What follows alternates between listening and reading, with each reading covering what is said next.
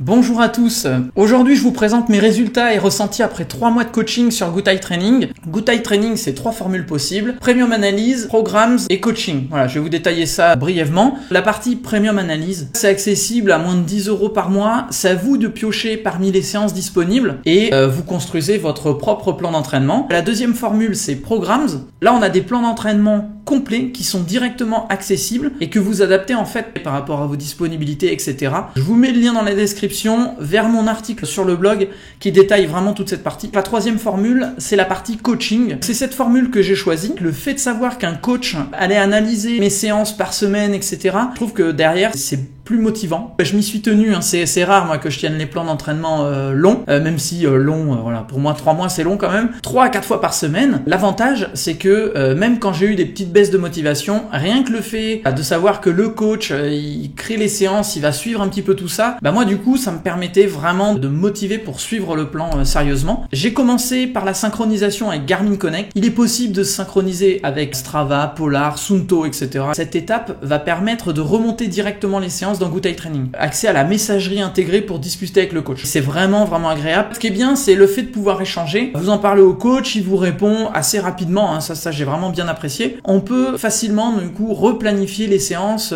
comme il faut. Et pour que le coach puisse intégrer les séances, je commence dès le début par indiquer mes heures disponibles suivant les jours. Donc étant en télétravail, là c'était génial parce que j'ai pu mettre tous les midis disponibles pour caser les séances et le soir, bah du coup j'avais des dispos pour mon fils vraiment sans aucun problème. Je me gardais également les week-ends de libre pour pouvoir courir, on faisait du poussette, run, etc. Le matériel pour s'entraîner avec Goutai, j'ai choisi de m'entraîner sur Home Trainer pour bénéficier du capteur de puissance ainsi que les capteurs de cadence et avoir des mesures précises. Après chaque séance réalisée, toutes les données sont intéressantes, on voit la fréquence de cardiaque, la cadence et la puissance développée. Alors puisque j'ai déjà un abonnement Zwift, donc le simulateur de cyclisme, hein, je vous renvoie sur mes précédentes vidéos, je rentre les données des séances demandées dans des séances sur Zwift et ensuite une fois la séance terminée, j'ai rien à faire parce que c'est entièrement automatique. Donc c'est parti. Auparavant, je n'avais suivi que des plans d'entraînement sur Zwift en les adaptant suivant mon emploi du temps et sans les suivre tout le temps. Donc cette fois-ci avec Goutai, je voulais faire 3 mois d'entraînement vraiment sérieusement et ça m'a aussi aidé grâce au mode coaching justement pour vraiment être assidu. Au tout début, pour connaître mon niveau, donc le coach m'a demandé de réaliser 2 exercices, le CP5, donc ça c'est la PMA, donc c'est la puissance maximale que je peux tenir pendant 5 minutes. C'est un test que je n'avais jamais réalisé auparavant. Et le CP20, là c'est le fameux et difficile test de FTP de 20 minutes que j'ai déjà réalisé il y a un peu plus d'1 an, hein. Je vous mets les liens dans la vidéo. D'ailleurs pour le CP20, il y a 2 manières de le calculer, donc soit vous pédalez pendant 20 minutes à fond, soit sous forme de ramp test où on va augmenter chaque minute la puissance de 20 watts et on voit à quel moment vous craquez, ensuite on applique un coefficient et on a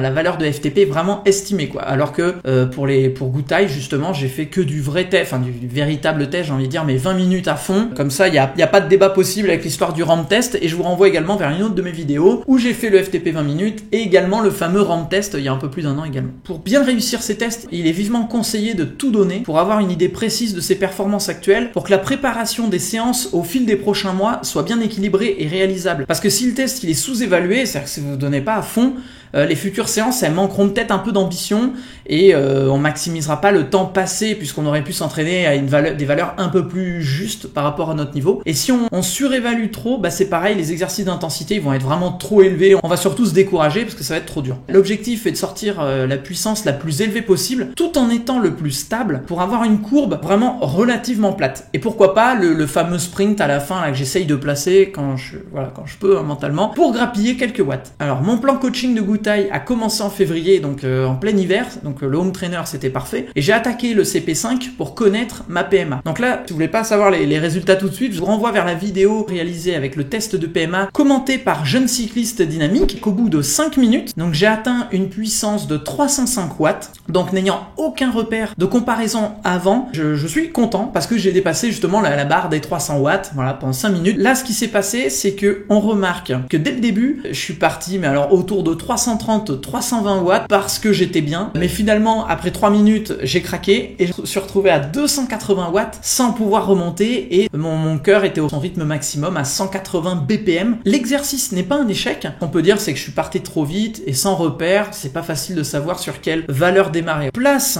au CP20, donc là c'est le test de 20 minutes à fond. Là aussi, donc si vous souhaitez pas être spoilé, je vous renvoie vers la vidéo du début février où j'ai fait justement le test de FTP. Et si vous restez ici, je peux vous dire qu'à la fin des 20 minutes, j'ai atteint les 258 watts, ce qui donne donc 258 watts x 0,95, ça fait une FTP de 245. Donc l'analyse de cet exercice montre que je suis plutôt mieux parti. J'ai seulement baissé ma puissance d'une dizaine de watts passé les 10 minutes, mais j'ai pu accélérer à la fin pour finir à 300 watts parce qu'il me restait encore de l'énergie. Très très bon bilan pour démarrer justement le programme de coaching de 3 mois et voir chiffrer peut-être les progrès s'il y en a eu. Ces deux valeurs de puissance sont reprises par l'algorithme de Good Eye Training et toutes les séances seront calibrées d'après ces valeurs. C'est un peu ce qui se passe dans Zwift. Et l'algorithme va prendre également en compte d'autres facteurs qu'on renseigne à la fin des séances. Donc par exemple le RPE, c'est une sensation personnelle de l'effort basée sur une échelle de 1 à 10, ce qui permet d'ajuster au mieux chaque séance. Si je mets un RPE qui est toujours à 9 sur 10, là c'est peut-être que les séances sont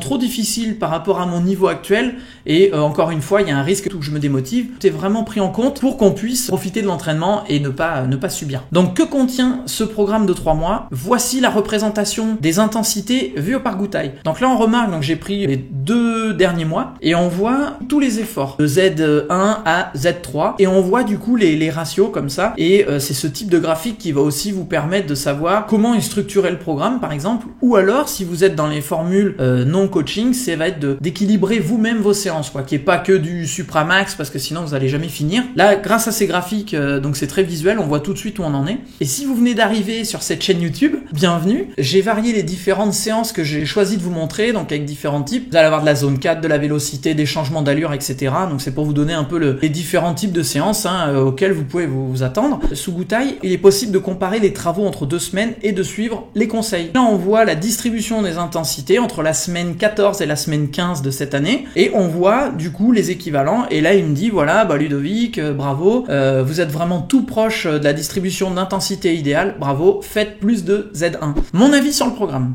Donc je m'attarde sur les gains ressentis, puis je vais détailler ensuite les résultats chiffrés à la fin. Donc ce que je peux dire déjà, c'est vraiment moins de fatigue. Donc après seulement 2 mois, donc j'ai quand même fait 3, parfois jusqu'à 5 séances par semaine, mais en général c'était 3 à 4 séances. Le gain est vraiment impressionnant, je trouve, vu mon niveau de départ. C'est-à-dire que je vais pédaler avec plus de facilité, j'ai vraiment les jambes, en plus qui se sont habituées à enchaîner les entraînements. C'est vrai que d'une journée à l'autre, j'avais pas de fatigue ni de courbature, vraiment j'arrivais à enchaîner ça très bien. Et le point donc très positif, c'est je ne subis pas de fatigue. Je trouvais que c'était parfaitement bien équilibré. Le corps s'est super bien adapté, très bonne réaction. Le gain que j'ai ressenti, c'est vraiment un gain en puissance, mais aussi en endurance. Et l'un de mes premiers tests d'entraînement, ça a été la grande virée 4 qui a eu lieu le 10 avril. J'avais un bon gros rhume et une toux pénible pendant 2 semaines, mais c'est pas grave. J'ai quand même pu avoir un aperçu des bénéfices de l'entraînement. Donc ça faisait à peine 2 mois que j'avais commencé le programme. Mais j'ai pu constater, c'est que la grande virée 4, j'ai réussi à faire 235 watts de moyenne, donc pour une FTP de 245 watts. Ça représentait une épreuve de 34 km avec un peu moins de 400 mètres de dénivelé positif. Et j'étais très satisfait des résultats puisque j'étais à 95% de ma FTP. Et surtout, sans finir en vrac, finalement, il me restait beaucoup d'énergie. J'avais une bonne marge de progression intéressante. Je me suis dit, mais le programme, il va vraiment bien marcher. Autre point positif, ce sont les barrières mentales. Comme pour la grande virée 4, je suis toujours en retenue en fait. Dans les courses, etc. J'ai vraiment du mal à y aller à fond. Ça me permet de voir que je peux forcer beaucoup plus que ce que j'avais imaginé avant. Le coaching Good Eye donc s'est révélé très efficace. L'expérience a été vraiment enrichissante. Je regrette pas du tout le temps passé. Je vous mets le lien vers la vidéo de la grande virée 4 qui a servi de test après 2 mois. Et maintenant, on va passer aux résultats chiffrés et détaillés. Après 3 mois d'entraînement sous Good Eye, combien de watts j'ai gagné? Quand on aime les chiffres comme moi, on veut savoir précisément si le programme m'a fait gagner durant une période relativement courte, donc de 3 mois. mois. Il faut noter que j'ai absolument pas de réalisé de sortie longue, seulement la semaine, donc des séances courtes entre 50 minutes à 1h15. Et dernier point donc à prendre en compte, c'est-à-dire qu'avant la fin des 3 mois, j'ai été pris de fatigue sévère. Ce que j'ai fait, je suis allé chez le médecin, prise de sang, etc.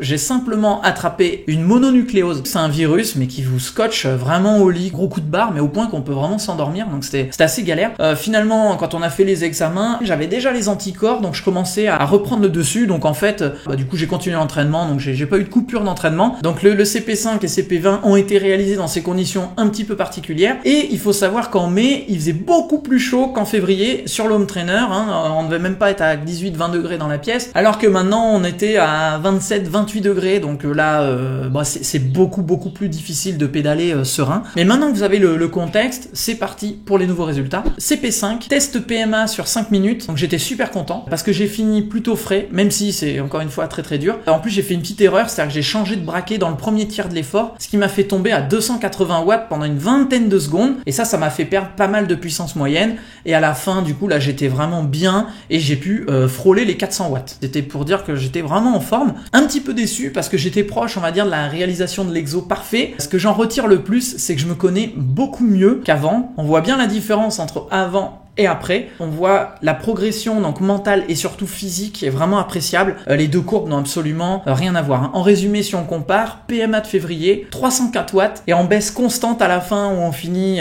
j'échoue à 280, 270 watts avec la cadence qui baisse. Alors que le test PMA du mois de mai, on voit 320 watts sur 5 minutes et surtout une grosse hausse à la fin où je frôle les 400 watts et surtout la cadence est ultra stable. Ça, c'est le graphique sous Goutai qui montre le bilan avant-après. Donc on voit 304 watts au début février, début mai 320 watts, donc là le gain il est vraiment génial. Je vous mets le message du coach qui m'a fait bien plaisir, Il constate une excellente amélioration sur le 5 minutes et surtout une belle gestion de l'effort, parce que comme vous avez sûrement où vous allez le faire, le test de 5 minutes c'est court, mais une fois que vous êtes dedans et dans le rouge c'est interminable, donc c'est de la gestion et c'est ça qu'on aime dans le sport. Donc le CP20, donc là c'est le test de 20 minutes et a été vraiment difficile pour moi, et là je pense que ça c'est des restes de la mononucléose justement, parce qu'en fait j'étais fatigué, il faisait 27 degrés et j'avais pas la caisse habituelle. Si en résumé on compare, donc la FTP de février, donc c'était 258 watts sur 20 minutes, ça me faisait 245 watts de FTP. Le test plutôt bien réalisé avec une puissance constante et du jus à la fin qui m'avait permis de finir à 300 watts. Alors que la FTP du mois de mai, donc c'est 266 watts sur 20 minutes, il y a un petit gain mais c'est pas énorme. Du coup ça me fait passer à une FTP de 253 watts. On constate une petite hausse mais qui paraît légère. J'ai pas réussi à sortir les watts. Je pense que j'étais toujours fatigué par ce virus. Ce que j'ai fait, c'est que j'ai simplement géré l'effort pour rester à 260 watts, qui était la valeur précédente du mois de février. Donc là, je me suis dit, il n'y a pas moyen que je descende en dessous de 260 watts. Donc j'ai tenu. Et à l'arrivée, j'ai également pu donc augmenter un petit peu, mais j'ai eu du mal. Par contre, ce qu'on voit, c'est que j'étais plutôt stable. Avant, on voit, il y a une petite baisse vers la fin, là, 15-20 minutes, il y a un petit creux, on voit, ça passe en jaune. Alors que là, pas du tout. Là, je suis resté dans une valeur haute et surtout, c'est relativement plat avec la petite bosse à la fin qui fait plaisir. Donc le bilan avant-après, 258 watts en février, 266 watts seulement en mai. En revanche, le coach qui m'a fait encore plaisir, et pour lui c'est tout bon parce que j'ai amélioré mes temps sur le 7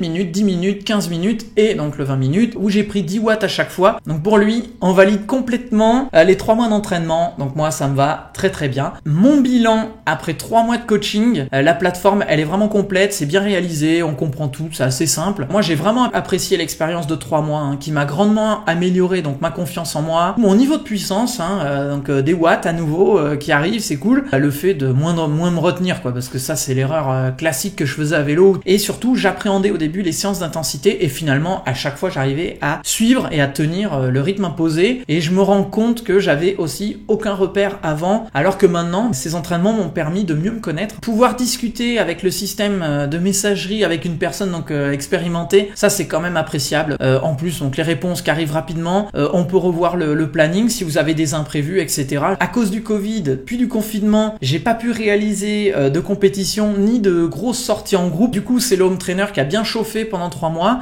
et j'ai seulement réalisé une sortie qui était la Grande Virée 4, mais j'ai validé plusieurs fois que mes limites sont finalement plus élevées que celles que je me fixais mentalement. J'ai pu briser un peu ces barrières mentales et je finis avec la sensation réelle réel d'avoir tout donné. Et ça fait vraiment plaisir. Alors, j'ai pas gagné énormément de watts, à part en PMA où on voit vraiment le gap, ça c'est vraiment top. Mais je me sens plus endurant, je peux tenir des intensités élevées plus longtemps.